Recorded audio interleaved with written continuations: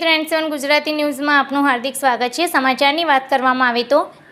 આજ રોજ વહેલી સવારે 3 વાગ્યાના અરસામાં ભરૂચથી વડોદરા સાઈડ જતા હોટેલ શાન પાસે હળદરવા ગામ પાસે પાલેજ નજીક બે હેવી લોડેડ કન્ટેનરો વચ્ચે ભયાનક એક્સિડન્ટ થતાં પાછળની ટ્રકમાં ડ્રાઈવર તેમજ કંડક્ટર ફસાયાની જાણ કરજણ ફાયર વિભાગને થતાં તાત્કાલિક ઘટના સ્થળે દોડી જઈ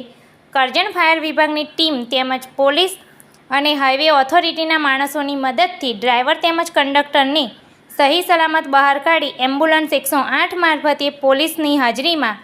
દવાખાને ખસેડવા તાજવીજ હાથ ધરેલ છે।